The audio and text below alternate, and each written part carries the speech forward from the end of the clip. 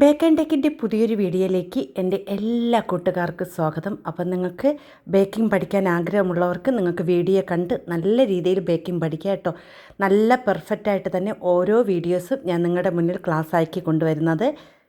Video full കണ്ടാൽ മാത്രമേ നിങ്ങൾക്ക് കൃത്യമായിട്ടുള്ള അളവും കാര്യങ്ങളും എല്ലാം മനസ്സിലാക്കാൻ പറ്റുള്ളൂ കേട്ടോ. അപ്പോൾ ഇന്ന് ഞാൻ കപ്പ് കേക്ക് തയ്യാറാക്കുന്നത് ഇതുപോലത്തെ ചായ കപ്പിലാണ് തയ്യാറാക്കുന്നത്. അപ്പോൾ നിങ്ങൾക്ക് വീട്ടിലൊക്കെ തയ്യാറാക്കുകയാണെങ്കിൽ നമുക്ക് കപ്പ് കേക്കിൻ്റെ മോൾഡ് ഇല്ല എന്ന് പറഞ്ഞ് വിഷമിക്കേണ്ട. നമുക്കിത് ഇതുപോലത്തെ ചായ കപ്പൊക്കെ നമുക്ക് കടയിൽ വാങ്ങിക്കാൻ കിട്ടും. പേപ്പർ കപ്പ് അധികം പൈസയൊന്നും വരില്ല കേട്ടോ. ഒരു കപ്പിനൊക്കെ 1.5-2 രൂപയൊക്കെ ആവുള്ളൂ. ഒരു 5 കപ്പ് വാങ്ങിച്ചാൽ നമുക്ക് നല്ല രീതിയിൽ കേക്കൊക്കെ തയ്യാറാക്കി എടുക്കാൻ പറ്റും കേട്ടോ. അപ്പോൾ ഞാൻ നിങ്ങൾക്ക് എല്ലാവർക്കും ചെയ്യാൻ പറ്റുന്ന രീതിയിലാണ് ഓരോ വീഡിയോയും അപ്ലോഡ് ചെയ്യുന്നത്. അപ്പോൾ നിങ്ങൾ ചെയ്യേണ്ടത് വീഡിയോ സ്കിപ്പ് ചെയ്യാതെ കാണുക. നിങ്ങൾ സ്കിപ്പ് ചെയ്യാതെ കണ്ടാൽ മാത്രമേ അതിൽ എന്തൊക്കെ കാര്യങ്ങൾ ചെയ്തിട്ടുണ്ട് എല്ലാം അറിയാൻ പറ്റുള്ളൂ കേട്ടോ. ഇനി നമുക്കൊരു ബൗൾ എടുക്കാം. അതിലേക്ക് 2 മുട്ട പൊട്ടിച്ചൊഴിച്ച് കൊടുക്കാം. പിന്നെ മുട്ട എടുക്കുമ്പോൾ നിങ്ങൾ ഫ്രിഡ്ജിൽ വെച്ച് തണുപ്പിച്ച മുട്ടയൊന്നും എടുക്കരുത്, അല്ലാത്ത മുട്ടയാണ് എടുക്കുക കേട്ടോ. അപ്പോൾ ഞാൻ ഇവിടെ മുട്ട ഇതിലേക്ക് ഒഴിച്ചു കൊടുത്തിട്ടുണ്ട്. ഇനി നമുക്കിതിലേക്ക് വേണ്ടത് വാനില എസൻസ് ആണ്. അപ്പോൾ ഞാൻ ഇവിടെ ഒരു 1/2 ടീസ്പൂൺ അളവിൽ വാനില എസൻസ് ചേർത്ത് കൊടുക്കും. അപ്പോൾ നിങ്ങൾക്ക് ഈ ഒരു എസൻസിന് പകരം നിങ്ങൾക്ക് ഇഷ്ടമുള്ള എസൻസ് ചേർക്കാം കേട്ടോ. ഇനി ഇതിലേക്ക് ഒരു 1/4 ടീസ്പൂൺ അളവിൽ ഉപ്പും കൂടി ചേർത്ത് നല്ലതുപോലെ സ്പീഡ് കൂട്ടി ബീറ്റ് ചെയ്തെടുക്കുക കേട്ടോ. നിങ്ങൾക്ക് ഈ സമയത്ത് നിങ്ങൾക്ക് ബീറ്റർ ഇല്ലെങ്കിൽ ഒന്നും പേടിക്കേണ്ട. നിങ്ങളൊരു മിക്സിയുടെ ജാർ എടുക്കുക, നല്ലതുപോലെ തുടച്ച് ക്ലീൻ ആക്കിയ ശേഷം അതിലേക്ക് 2 മുട്ട ഇട്ട് കൊടുക്കുക. പിന്നെ അതിൽ കൂടെ തന്നെ പഞ്ചസാരയും വാനില എസൻസ് ചേർത്ത് നല്ലതുപോലെ സ്പീഡ് കൂട്ടി ഒന്ന് ബീറ്റ് ചെയ്തെടുത്താൽ മതി കേട്ടോ. പിന്നെ ഞാൻ ഇവിടെ പൊടിച്ച പഞ്ചസാര അല്ല ചേർക്കുന്നത്, നമ്മളെ പൊടിക്കാത്ത പഞ്ചസാരയാണ് 1/2 കപ്പ് അളവിൽ ചേർക്കുന്നത്. അതും കൂടി നമുക്ക് കുറച്ച് വീതം ചേർത്ത് നല്ലതുപോലെ സ്പീഡ് കൂട്ടി ബീറ്റ് ചെയ്യുക കേട്ടോ. അപ്പം മുട്ടയുടെ നമുക്കുള്ള കറക്റ്റ് അളവെന്ന് പറയുന്നത് മുട്ടയുടെ കളറൊക്കെ മാറി നല്ല ഫ്ലഫി ആയിട്ട് വരും കേട്ടോ. ഈ ഒരു മുട്ട ബീറ്റ് ചെയ്യുമ്പോൾ നമുക്ക് ഈ മുട്ട ബീറ്റ് ചെയ്തുകൊണ്ടിരിക്കുമ്പോൾ ഈ ഒരു യെല്ലോ കളർ മാറി ഒരു വൈറ്റ് കളർ വരും. അതുവരെ നിങ്ങൾ മുട്ട ബീറ്റ് ചെയ്യണം കേട്ടോ. ഇനി നമ്മളിതിലേക്ക് ചേർത്ത് കൊടുക്കുന്നത് സൺഫ്ലവർ ഓയിലും മിൽക്കുമാണ് ചേർത്ത് കൊടുക്കുന്നത്. സൺഫ്ലവർ ഓയിൽ ഒരു 1/4 കപ്പ് അളവിൽ സൺഫ്ലവർ ഓയിൽ ചേർത്ത് കൊടുക്കുക കേട്ടോ. ഞാൻ ഇവിടെ കൃത്യമായിട്ട് അളവെന്ന് പറയുന്നത് 2 ടേബിൾ സ്പൂൺ അളവിലാണ് സൺഫ്ലവർ ഓയിൽ ചേർത്ത് കൊടുക്കുന്നത്. അപ്പോൾ 2 ടേബിൾ സ്പൂൺ സൺഫ്ലവർ ഓയിലും 1/4 കപ്പ് അളവിൽ പാലും ചേർത്ത് കൊടുക്കാം. പാല് ചേർക്കുമ്പോൾ പ്രത്യേകം ശ്രദ്ധിക്കേണ്ട ചെറു ചൂട് പാല് തന്നെ ചേർക്കണം. തണുത്ത പാലും തണുത്ത വെള്ളമൊന്നും ഇതിൽ ചേർക്കരുത്. അപ്പോൾ ഞാൻ ഇവിടെ സൺഫ്ലവർ ഓയിലൊന്ന് ചേർത്ത് കൊടുക്കുകയാണ്. അതിനുശേഷം ഇതിലേക്ക് പാലും കൂടി ചേർത്ത് കൊടുക്കുകയാണ്. അപ്പോൾ ഒന്ന് ചെറുതായിട്ടൊന്ന് ബീറ്റ് ചെയ്തതിന് ശേഷം നമുക്കിതിലേക്ക് പാലും കൂടി ചേർത്ത് മിക്സ് ചെയ്ത് കൊടുക്കാം കേട്ടോ. പാല് ചേർത്ത് കഴിഞ്ഞാൽ പിന്നെ കൂടുതലിട്ട് അത് നമ്മൾ മിക്സ് ചെയ്യരുത്. സ്പീഡ് കുറച്ചൊന്ന് പതുക്കെ ഒന്ന് മിക്സ് ചെയ്ത് കൊടുത്താൽ മതി. അല്ല നമ്മൾ സ്പീഡൊക്കെ കൂട്ടി മിക്സ് ചെയ്ത് കഴിഞ്ഞാൽ ആ ഒരു മുട്ടയൊക്കെ പതഞ്ഞത് മാറി നമുക്ക് ഒട്ടും തന്നെ ഇത് കേക്ക് നല്ല സോഫ്റ്റായി കിട്ടില്ല കേട്ടോ. ഇനി നമുക്കിതിലേക്ക് കുറച്ച് ഇത് ഡ്രൈ ഇൻഗ്രീഡിയൻസ് ചേർത്ത് പതുക്കെ ഒന്ന് മിക്സ് ചെയ്ത് കൊടുക്കുക കേട്ടോ. അധികം വലിയ സ്പീഡിലൊന്ന് ഫോൾഡ് ചെയ്ത് കൊടുക്കരുത്, പയ്യെ ഒന്ന് മിക്സ് ചെയ്ത് കൊടുക്കാം. അപ്പോൾ എൻ്റെ കയ്യിലിരിക്കുന്ന കൊക്കോ പൗഡർ അധികം കളറുള്ള കൊക്കോ പൗഡർ അല്ല കേട്ടോ, നോർമൽ കളറുള്ള കൊക്കോ പൗഡറാണ്.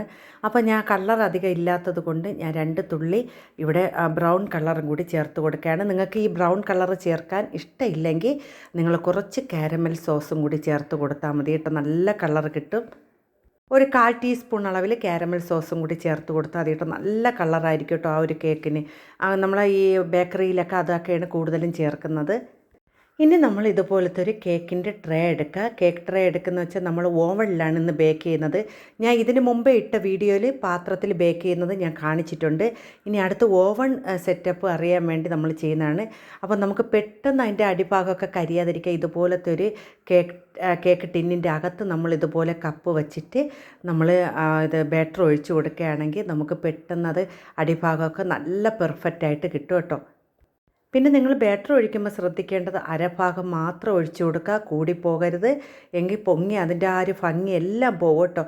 ഏത് നമ്മൾ മോൾഡ് എടുത്താലും അതിൻ്റെ ആ ഒരു പകുതി ഭാഗം മാത്രം ഒഴിച്ചു കൊടുക്കുക. അപ്പോൾ ഞാൻ ഇവിടെ എല്ലാം ഒന്ന് ഒഴിച്ചു കൊടുക്കുകയാണ് കേട്ടോ. അപ്പോൾ ഞാൻ ഇവിടെ എടുത്തിരിക്കുന്നത് ഇതിപ്പോൾ വലിയ കപ്പായിട്ട് നമുക്ക് ചെറിയ കപ്പിൻ്റെ അളവാണെങ്കിൽ നമ്മൾ മോൾഡാണെങ്കിൽ നമുക്കൊരു 11 കപ്പ് കേക്കൊക്കെ തയ്യാറാക്കാം കേട്ടോ. ഇതിപ്പോൾ നമ്മൾ വലിയ കപ്പല്ലേ, നമ്മൾ ചായയൊക്കെ കുടിക്കാൻ വാങ്ങിക്കുന്ന കപ്പല്ലേ. ഇനി ഇതെല്ലാം ഒന്ന് ഒഴിച്ചു കൊടുത്തിട്ടുണ്ട്. ഇന്ന് 2-3 പ്രാവശ്യം ഒന്ന് ടാപ്പ് ചെയ്ത് കൊടുക്കുക, അതിൻ്റെ എയർ ബബിൾസൊക്കെ ഒന്ന് പോകാൻ വേണ്ടിയാണ്. അതിനുശേഷം നമ്മൾ ഓവണ് 10 മിനിറ്റ് 180 ഡിഗ്രിയിൽ 10 മിനിറ്റ് ഫ്രീ ഹീറ്റ് ചെയ്ത ഓവണിലേക്ക് ഞാൻ ഇവിടെ ഒരു 25 മിനിറ്റാണ് വെച്ച് കൊടുക്കണം. കാരണം നമ്മൾ താഴത്തെ ആ ഒരു കോയിൻ മാത്രമേ കൊടുക്കാൻ പാടുള്ളൂ, മുകളിലത്തെ കോയിൻ കൊടുക്കണ്ട. 25 മിനിറ്റ് ബേക്ക് ചെയ്തപ്പോൾ നമ്മൾ ഈ ഒരു കേക്ക് ടിന്നിൽ വച്ചിരിക്കുന്നതുകൊണ്ടാണ് 25 മിനിറ്റ്. നമ്മൾ അല്ലാതെ സാധാരണ ഡയറക്റ്റായിട്ട് നമ്മൾ വെക്കുകയാണെങ്കിൽ അതിനൊരു 20 മിനിറ്റ് മാത്രം മതി കേട്ടോ. നമ്മൾ ഈ കേക്ക് ടിന്നിൽ വെച്ചത് കൊണ്ടാണ് 25 മിനിറ്റ് എടുത്തത് കേട്ടോ. അപ്പോൾ നല്ല പെർഫെക്റ്റ് ആയിട്ട് തന്നെ നമുക്ക് കേക്കെല്ലാം വെന്ത് കിട്ടിയിട്ടുണ്ട്. അപ്പോൾ ഞാൻ ഇത് അര വേവായപ്പോൾ കുറച്ച് ചോക്കോ ചിപ്സ് കൂടെ ചേർത്ത് കൊടുത്തിട്ട്, ഇവിടെ കുഞ്ഞിന് വാവയ്ക്ക് ഇഷ്ടമായതുകൊണ്ടാണ് അത് ചേർത്തത്. നിങ്ങൾക്ക് വേണമെങ്കിൽ ചേർത്താൽ, നമ്മൾ ക്രീമൊക്കെ ചെയ്യണമെങ്കിൽ ഇതൊന്നും ചേർക്കണ്ട കേട്ടോ. ഞാൻ ഇപ്പോൾ ക്രീമൊന്നും ചെയ്യാത്തത് കൊണ്ടാണ് ഈ ഒരു 5-6 ചോക്കോ ചിപ്സും കൂടി ഇട്ട് കൊടുത്തത് കേട്ടോ. അപ്പോൾ നമുക്ക് ഈ ഒരു കേക്കൊന്ന് കട്ട് ചെയ്തെടുക്കാം. ഒരു കത്രിക ഉപയോഗിച്ച് കട്ട് ചെയ്ത് ഇങ്ങനെ എടുക്കുമ്പോൾ തന്നെ നമുക്ക് നല്ല പെർഫെക്റ്റ് ആയിട്ട് തന്നെ അത് ഇളകി വരും കേട്ടോ. ഇങ്ങനെ ഒന്ന് ഇളക്കി കൊടുത്താൽ മതി, നമുക്ക് ആ ഒന്ന് ഇളക്കിയെടുക്കാൻ പറ്റും.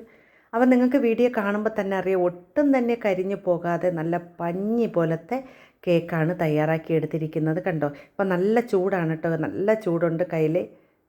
ഇനി നമുക്കിതൊന്ന് കട്ട് ചെയ്ത് നോക്കാം കേട്ടോ. നിങ്ങൾക്ക് കാണുമ്പോൾ തന്നെ അറിയാം, നല്ല പഞ്ഞി പോലത്തെ നല്ല സോഫ്റ്റ് ആയിട്ടുള്ള ചോക്ലേറ്റ് കേക്കാണ്. നിങ്ങൾ നല്ല കളറുള്ള ഇത് നമ്മൾ ഈ ഒരു കൊക്കോ പൗഡറൊക്കെ ഉപയോഗിക്കുകയാണെങ്കിൽ നല്ല കളറായിട്ടുള്ള കേക്ക് കിട്ടും കേട്ടോ.